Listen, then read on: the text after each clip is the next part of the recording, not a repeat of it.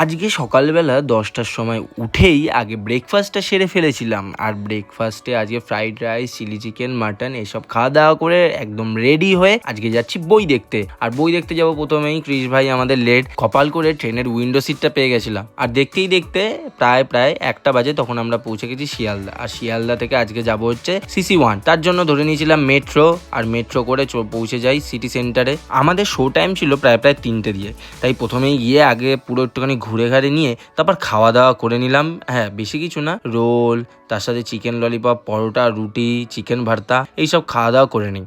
বই দেখতে যাবো, খাবো না এটা হয় নাকি? আর খাওয়া দাওয়াটা কমপ্লিট করে চলে যাই আয়নক্সে। আর আয়নক্সে গিয়েই আমরা আজকে গেছিলাম হচ্ছে থান্ডারবোল্টস দেখতে, আর যেটা হচ্ছে 3D। তো প্রথমে 3D চশমা কালেক্ট করে নেওয়া, তারপরে বই শুরু। আর মার্ভেল ফ্যান হয়ে বলছি, জাস্ট আউটস্ট্যান্ডিং মুভি ছিল। হ্যাঁ, প্রথমেই বলে দিচ্ছি আউটস্ট্যান্ডিং। সেন্ট্রির এন্ট্রি থেকে শুরু করে বাকির এন্ট্রি থেকে শুরু করে A1 ছিল সবকটা। ক্লাইম্যাক্স, কমেডি টাইম, সব থেকে বেশি মার্ভেল ফ্যান হয়ে আমি যেটা মিস করছিলাম সেটা হচ্ছে অ্যাভেঞ্জার্সকে।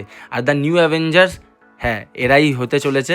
আর একটা বিশাল বড় স্পয়লার দিচ্ছি, সেটা হচ্ছে পোস্ট ক্রেডিট সিনে ফ্যান্টাস্টিক 4। ওফ! আর বই দেখে কমপ্লিট করেই আজকে বাইরে বেরিয়েছি, যেই দেখে এত মেঘ। আর চলে গেছিলাম ক্রিশের বাড়িতে। আমার ভাই তো সঙ্গে সঙ্গে চলে আসবে, আর এত ঝড় বৃষ্টির মধ্যে তারপরে বাড়ি যাই। সো আজকের দিনের ব্লগটা এইটুকুই। আবার কালকে নতুন দিনের নতুন ব্লগে দেখা হচ্ছে।